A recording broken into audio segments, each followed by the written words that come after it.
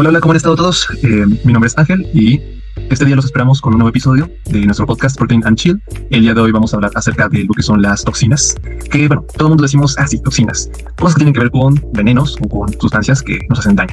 Pero en este podcast, en esta sesión, donde tenemos a invitados muy especiales, que les platicaré más adelante que vamos a abordar el día de hoy, vamos a ver que terminan siendo más una cosa de crisis existencial o de cosas muy alocadas que personalmente, entre más he estudiado lo que es la microbiología, más siento que las bacterias o los patógenos que producen estas toxinas son aterradoras por la capacidad que tienen de hacer muchas cosas. Normalmente imaginamos a las toxinas como cosas que provienen de depredadores como los tiburones o las serpientes, algunas bacterias, pero rara vez las asociamos con un origen microscópico, como luego son pues las bacterias o los organismos microscópicos, y es de lo que les hablaremos un poquito el día de hoy. Las toxinas en general son moléculas muy pequeñas que tienen la posibilidad, algunas de estas, de impedir que se transmitan los impulsos nerviosos, que se perforen las membranas de las células que nos componen, o de alterar nuestro metabolismo y secuestrar mecanismos biológicos de las células que invaden. Y honestamente esto las hace como un factor muy importante en la investigación y en muchas áreas de la medicina o la biomedicina. Bueno, el día de hoy voy a empezar a presentarles a nuestros invitados muy especiales. Primeramente nos acompaña Isabel, quien va a ayudarnos a entender cómo surgieron las toxinas desde una perspectiva pues evolutiva, de dónde provienen o por qué la naturaleza comenzó a desarrollar una especie de guerra microscópica a través de esta clase de cosas. Isa, ¿cómo estás? Hola, hola. Sí, una vez que empiezas a entender cómo evolucionaron las toxinas, la naturaleza deja de sentirse tranquila muy rápido. Bueno, también está con nosotros Jaciel, que nos va a llevar probablemente a una de las partes más cyberpunk de toda la microbiología, que es la relación entre las toxinas y los efectores. Es básicamente cómo ciertas bacterias producen cosas y por qué algunos microorganismos parecen tener herramientas casi de series de ciencia ficción como Black Mirror o recientemente otras series como The Voice, donde vemos el ápice de la biotecnología avanzada y del aprovechamiento de patógenos que producen toxinas. ¿Qué nos puedes comentar al respecto, Jas? Pues mira, primero que nada, un gusto, gracias por invitarnos, por estar con ustedes. Bueno, mira, yo solo quiero empezar con decir que después de estudiar o empezar a estudiar sistemas de esta secreción, de secreciones bacterianas, pues vamos a ver las infecciones igual, ¿saben? O sea, llega un punto donde dejas de pensar como una bacteria me enfermó, ¿no? Es algo increíble. De acuerdo. Además, muchas gracias por tu intervención. Vamos a hablar de algo que honestamente rompe muchísimo con la percepción convencional que a lo mejor compartimos muchas personas, que es la idea de que estas existen únicamente por parte de especies de seres vivos o de microorganismos que son tóxicos, ¿no? Como la famosa toxina botulínica, que se ocupa mucho en la industria cosmética, pero también vamos a abordar que en realidad las toxinas se presentan en toda la vida, desde lo que son bacterias ambientales y la microbiota, hasta plantas, animales, nosotros mismos, porque sí, en general toda la naturaleza, la vida, tiene la capacidad de poder potencialmente producir sustancias que sean toxinas. Al respecto nos va a hablar nuestra especialista Yona. Yona, ¿qué te parece esto? Pues muchas gracias por invitarme. De hecho, sí, estoy totalmente de acuerdo. Mientras en la biomedicina, farmacéutica y otras áreas, los humanos básicamente vieron neurotoxinas, venenos y moléculas letales y decidieron comer las almas. De acuerdo. Bueno, prepárense, porque hoy vamos a hablar acerca de la evolución, la microbiología y, por supuesto, la patogenicidad. Y bueno, vamos a comenzar contigo, Isa. ¿Tú qué opinas al respecto? Para empezar, ¿de dónde es que provienen las toxinas en la naturaleza? Pues mira, sucede que estas toxinas son muchísimo más antiguas que nosotros, muchísimo más antiguas que los mamíferos, que la tierra primitiva. Probablemente era un entorno totalmente competitivo a nivel microscópico y por lo tanto pues hubo mucha competencia. Imaginen, por ejemplo, los océanos llenos de microorganismos que están peleando constantemente por hierro, carbono, nitrógeno, fósforo o cualquier otro recurso disponible. Entonces, si una célula desarrollaba accidentalmente una molécula capaz de inhibir a otra célula cercana, automáticamente obtenían cierta ventaja evolutiva, ya sea más nutrientes, más espacio, menos competencia. Y pues de ahí comenzó la guerra química biológica. Bueno, claramente está siguiendo un poco a Isabel. Se explica demasiado porque algunas toxinas son realmente y absurdamente específicas, ¿no? Porque pues no estamos hablando de cualquier molécula o moléculas improvisadas que salieron de la nada, ¿no? Estamos hablando de estructuras que evolucionaron durante millones de años. Como ya mencionó Jared, por ejemplo, tenemos la toxina botulínica de Clostridium, que literalmente, pues, esta lo que genera es un bloqueo en la liberación de acetilcolina en las neuronas. O sea, básicamente paraliza los músculos con una precisión de aguja y bastante elegante, para decirlo así, ¿no?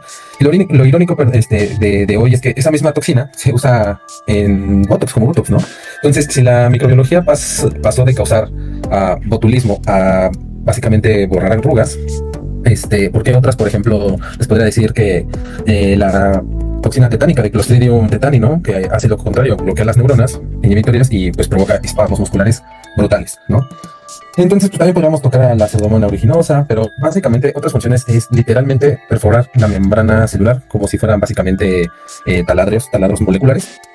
Y ahí es donde la microbiología deja de, ¿cómo decirlo?, de parecer organismos tan sencillos, tan simples, tan minúsculos, porque pues simplemente no significa algo rudimentario, perdón. Y es que algo que creo que me vuela muchísimo la cabeza es pensar que la evolución de drug density significa que pues muchísimo antes que nosotros, porque muchísimas toxinas funcionan así como llaves moleculares extremadamente precisas. Y eso es justamente lo que las vuelve tan útiles biomédicamente. Por ejemplo, la toxina botulínica, como dijo Haas, es producida por Clostridium botulinum, actualmente específicamente sobre proteínas NASH involucradas en la liberación de neurotransmisores. O sea que bloquea comunicación neuronal con una precisión ridícula. Y aquí viene el momento, ¡wow! Se estima que es una de las sustancias biológicas más potentes conocidas. Cantidades de orden de nanogramos por kilogramo pueden ser letales. Estamos hablando de una molécula evolucionada naturalmente con una sofisticación bioquímica brutal.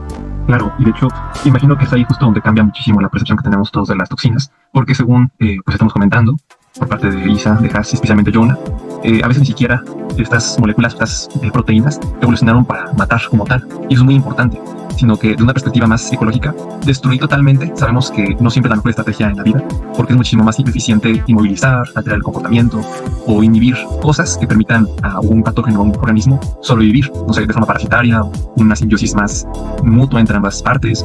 Y ahí es donde entran las toxinas y empiezan a aparecer mecanismos de control fisiológico más sofisticado y que no implican simplemente matar por matar.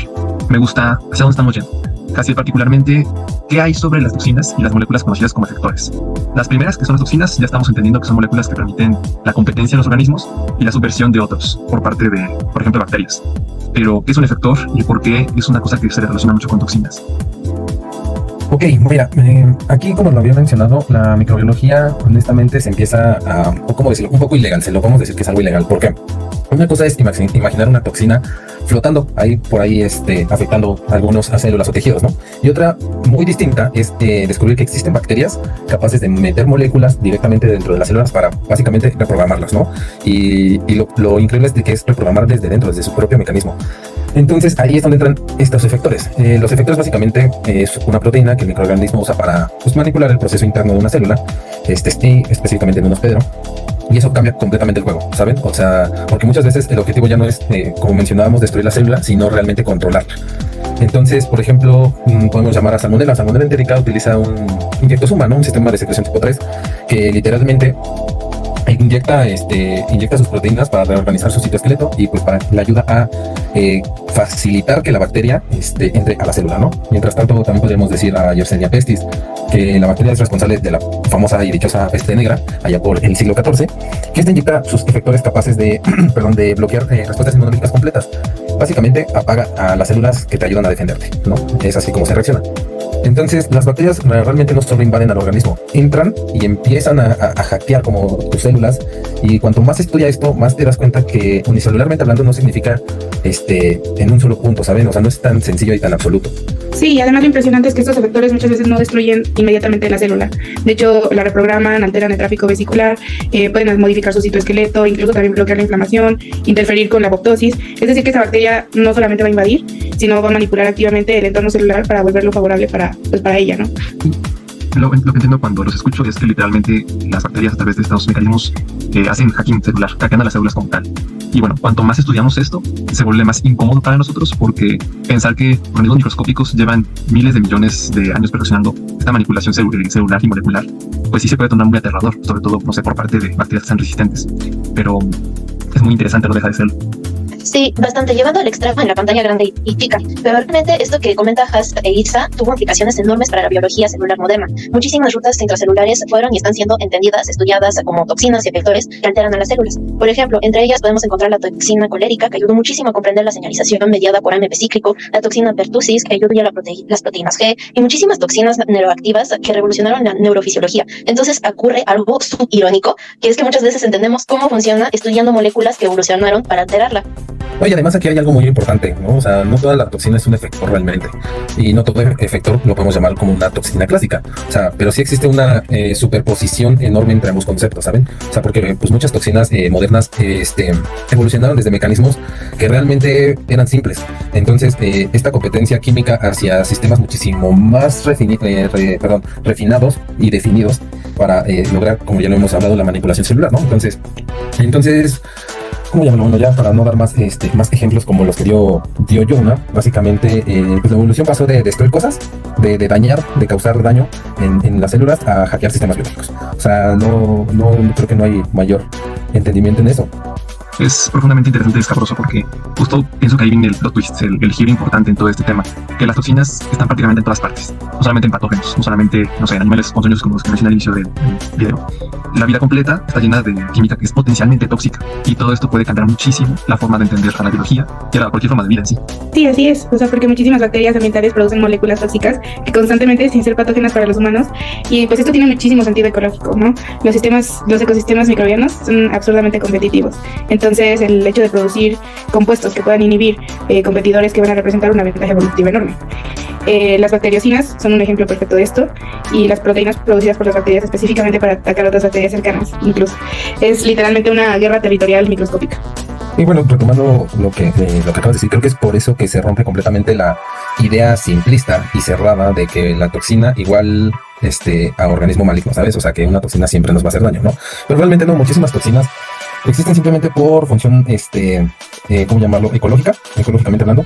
Tenemos a las plantas que realmente producen alcaloides tóxicos, a los propios hongos que producen las micotoxinas, las algas, por ejemplo, ¿no? Que generan toxinas también marinas, y los animales producen venenos, ¿no? Entonces realmente la evolución constantemente converge hacia una solución química o bioquímica en este caso, porque son extremadamente eficientes. Aportando por lo que dice Jaciel, estamos hablando de otro momento que es la cafeína como tal realmente funciona como neurotoxina natural para muchísimos insectos, al igual que la nicotina. Muchas plantas desarrollaron metabolitos secundarios tóxicos como defensa química contra herbívoros, o sea que el café y el tabaco son literalmente ejemplos de guerra química vegetal. Y esto está bastante increíble, como bien lo mencionas, porque cambia pues cómo percibimos al mundo biológico. Empiezas a darte cuenta de que la naturaleza está llena de moléculas activas biológicamente que interactúan constantemente entre sí y por supuesto con nosotros mismos. Incluso dentro de nuestro propio sistema tenemos a la microbiota, que en este caso se compone sobre todo de bacterias del intestino, que también pueden llegar a producir toxinas dependiendo del contexto, ¿no? Y eso no significa automáticamente que nos enfermen o sean malas para nosotros, porque la biología, y incluso dentro de nosotros, depende muchísimo del equilibrio. Creo que sí, aquí entra un punto de los más importantes y hasta se podría decir que choteados de la toxicología, que la dosis hace al veneno. Paracelso dijo esto hace siglos y sigue siendo completamente vigente, porque el agua puede intoxicar, el oxígeno puede generar toxicidad, los electrolitos esenciales pueden volverse incluso letales. Entonces la toxicidad no es una categoría moral, es una propiedad biológica que de hecho contextual. Ok, esto es algo que deberíamos cambiar muchísimo, la percepción pública de las toxinas, ¿no? Porque al final dejan verse como anomalías malignas, volvemos a lo mismo, pero realmente no lo son, o no siempre, ¿no? Y empiezan a verse como parte inherente a la evolución de la vida, vaya, ¿no? O sea, complejamente hablando, como incluso fuentes de conocimiento sobre la vida en nuestro mundo y posibles soluciones terapéuticas o ambientales en algún punto del mundo, ¿no? Y mientras más entendemos a este tipo de toxinas o de moléculas, más parecen dejar de parecer únicamente cosas que causan daño y empiezan a ser más herramientas que son increíblemente sofisticadas. Y o sea, ok, sí, la evolución pasó millones de años perfeccionando estas moléculas, pero ¿qué pasaría si aprendemos a utilizarlas nosotros también? ¿Qué hay sobre eso? Aquí probablemente llegamos a una de las partes más increíbles y honestamente más contradictorias ante toda esta historia, porque como tal la humanidad tomó moléculas evolucionadas para competir, paralizar o destruir y terminó convirtiéndolas en herramientas biomédicas, farmacéuticas y biotecnológicas, porque las toxinas siempre han tenido esta dualidad rarísima realmente. Por un lado, históricamente fueron utilizadas como armas, desde venenos vegetales empleados en flechas, cacería por distintas culturas antiguas, hasta casos muchísimo más oscuros en la historia moderna. Por ejemplo, la ricina deriva de Ricinus communis, se hizo tristemente famosa durante el asesinato del periodista búlgaro Georgi Markov en 1978 mediante el famoso paraguas búlgaro. Y durante el siglo XX también existieron programas militares que investigaron toxinas como toxina botulínica, ricina y micotoxinas, entre otros, como posibles armas biológicas. Porque claro, cuando descubres moléculas capaces de alterar la fisiología humana con cantidades diminutas, inevitablemente aparecen apariciones militares y de bioterrorismo. Pero al mismo tiempo, la ciencia tomó muchísimas de esas moléculas y decidió hacer algo totalmente distinto, entenderlas y reutilizarlas para el beneficio humano. Y honestamente, eso me parece de las cosas más fascinantes de toda la biomedicina, porque es casi como convertir mecanismos evolutivos de agresión en herramientas de precisión médica. Entonces, ¿y si usamos una neurotoxina extremadamente peligrosa como arma o como un medicamento? Todo esto funcionó, este planteamiento que se nos ocurrió a los seres humanos funcionó, porque en el caso de la toxina botulínica, que es probablemente el ejemplo tanto más peligroso como el más famoso de todas las toxinas generadas por patógenos como las bacterias, esta toxina en sí se empezó a utilizar actualmente en terapias, en distonías, en migraña crónica, en espasticidad, en básicamente todo el tipo de enfermedades o padecimientos relacionados a los músculos. Y lo increíble de todo esto es que funciona precisamente por la manera en que molecularmente bloquea la liberación de los neurotransmisores. Y eso ya no es solamente toxicología, sino que es medicina de precisión basada en esta evolución molecular de las toxinas. Y básicamente refleja algo muy importante, que muchísimas veces entender exactamente cómo funciona una molécula, una toxina, cómo es que produce daño, nos permite aprender a controlar ese mismo mecanismo, pero para bien, para las terapias. No, y de hecho muchísimas toxinas revolucionaron investigación básica de maneras que son absurdamente importantes, ¿no? Por ejemplo, la tetrodotoxina, que nos ayudó a poder estudiar los canales de sodio con muchísimo detalle, que pues es algo fundamental para la neurofisiología moderna, ¿no? También la alfa-bundarotoxina, me parece, que ayudó muchísimo a comprender receptores nicotínicos de acetilcolina. Y la toxina colérica, que literalmente ayudó a entender mecanismos de señalización intracelular que fueron mediados por AMPCs, ¿no? O sea, gran parte de lo que entendemos actualmente sobre comunicación celular y fisiología neuronal se construyó utilizando moléculas tóxicas como herramientas experimentales. Esto me parece fascinante porque transforma completamente la idea clásica del veneno. Las toxinas dejaron de ser solamente sustancias peligrosas y pues se volvieron sondas moleculares para poder explorar las funciones de vida. Más hay algo todavía un poco más impresionante. Actualmente muchísimas toxinas ya no son solo usadas para investigación o bioterrorismo, ¿no? También se ha estado utilizando como pues, realmente plataformas biotecnológicas avanzadas. Por ejemplo, existen inmunotoxinas que son realmente o son anticuerpos unidos a toxinas capaces de dirigirse específicamente contra una célula tumoral, ¿no? O sea, básicamente tomas la especificidad de un anticuerpo, la potencia de una toxina y las combinas para atacar el cáncer, que se forma de una forma bastante dirigida y bastante específica. Y creo que, siéndoles honesto, ya parece pues, realmente ciencia ficción, ¿no? Sacado de película, pero pues al final así está corriendo la biomedicina, ¿no? Y además hay investigaciones increíbles que han utilizado toxinas o derivados tóxicos para pues, sistemas de liberación de fármacos, nanotecnología, biosensores, mucha ingeniería molecular, ¿no? Entonces, la biotecnología moderna, que realmente también va de la mano con la biomedicina, literalmente está aprovechando más bien, porque creo que nunca se aprovechó, herramientas pues, evolutivas y ocultas de agresión bioquímica. Y por otra parte, de la venómica, actualmente también hay un campo gigantesco por esa misma razón. En los venenos como serpientes, arañas, escorpiones, caracoles, marinos, medusas, entre otros, hay miles de péptidos bioactivos distintos y muchos tienen afinidades moleculares absurdamente específicas. Entonces, cada veneno prácticamente funciona como una biblioteca química evolutiva y probablemente muchísimos futuros medicamentos van a surgir de ahí, entre ellos analgésicos, antitumorales, antimicrobianos, entre otros, ¿no? De hecho, algunos analgésicos experimentales derivados de toxinas de caracoles marinos son mucho más potentes que la morfina en sí en ciertos contextos clínicos. Y honestamente, eso demuestra algo impresionante, que es que la biodiversidad del planeta también es biodiversidad bioquímica. Que por esa clase de razones es que la conservación biológica también termina conectando con el desarrollo biomédico y biotecnológico. Porque cuando desaparece una especie, desaparece todo lo que ese organismo puede aportar a la ecología y en este caso pues al avance de la ciencia. También podría, básicamente con la desaparición de las especies, perderse todos estos millones de años de evolución de las toxinas y quién sabe cuántas moléculas modernas de estas nos podrían favorecer para contrarrestar el cáncer, las enfermedades neurodegenerativas, la resistencia antimicrobiana o la medicina regenerativa. Y honestamente eso lo vuelve todavía más impresionante por la idea de que la naturaleza ya millones de años ya haciendo cosas que nosotros hasta apenas empezamos a implementar nuestra convivencia con ella. Bueno, vaya. Después de hablar de todo esto, siento que es imposible ver a las toxinas de manera igual, como las percibimos normalmente, porque normalmente pensamos en ellas como venenos o como herramientas de destrucción, como en el caso, por ejemplo, de las toxinas del anthrax o las mencionadas anteriormente por mis compañeros. Pero cuando realmente empiezas a analizarlas desde la embriología, desde la evolución y, por supuesto, la biomedicina, te das cuenta de que las toxinas son muchísimo más profundas que eso y que son evidencia química de millones de años de competencia biológica. Y creo que una de las cosas más fascinantes es entender que estas toxinas no son anomalías de la vida, son consecuencias naturales de la misma evolución, porque la vida siempre ha estado interactuando, compitiendo y adaptándose, ¿no? Y pues finalmente la química terminó convirtiéndose en una de las herramientas más eficientes para poder hacerlo. Realmente estamos observando soluciones evolutivas que van a ser refinadas durante millones de años. Para acabar, eso hace que la microbiología, la biomedicina y la tecnología se sientan muchísimo más impresionantes, ¿no? De seguir aquí, porque descubres que organismos tan chicos, tan microscópicos, desarrollando estrategias moleculares que realmente, si lo piensas o lo ves desde una manera sencilla, son absurdamente sofisticadas, que son ante nosotros, ¿no? Algunas bacterias como Yersinia ya utilizaban nanojeringas, ¿no? Inyectosomas para inyectar sus efectores, como ya lo hemos visto, y eso no se sabía en el siglo XIV, ¿no? Entonces, las bacterias llevan millones de años haciendo bioingeniería evolutiva. Creo que eso es algo que nos tendría que quedar en claro. Exacto, y muchas de estas moléculas terminaron convirtiéndose también en herramientas médicas. Creo que es una de las cosas más hermosas de la ciencia, la capacidad de transformar algo peligroso con conocimiento, es pues transformar ese conocimiento en tecnología, medicina o terapias, porque muchísimas toxinas hoy ayudan a estudiar neuronas, señalización celular, tratar enfermedades, entre muchas otras cosas. Es decir, que estas moléculas evolucionaron originalmente para competir o defenderse y terminaron ayudando a salvar miles de vidas. Sí, todo esto creo que cambia muchísimo cómo percibimos la naturaleza, porque muchas veces imaginamos cómo evoluciona algo abstracto, lejano, pero las toxinas son una evolución tangible que podemos presenciar o entender de manera más directa. Son literalmente millones de años de selección natural comprimidos en estructuras parecidas a máquinas muy chiquitas. Entonces sí, tal vez las toxinas sí son peligrosas, pero también son una ventana increíble para entender cómo funciona la vida. Y porque estudiar toxinas no solamente estudiar la enfermedad, sino es estudiar cómo la vida aprendió a sobrevivir usando bioquímica. Isabel, Jonah, Asiel, muchísimas gracias por venir a estar con nosotros, por todas sus aportaciones tan dinámicas, tan interesantes y divertidas. Esperamos tenerlos en otra edición nuevamente, en próximos episodios. Gracias a nuestros escuchas por permanecer hasta el final. Esperamos que les haya gustado mucho y los invitamos a seguirnos en nuestras redes sociales. Gracias. Gracias. Adiós.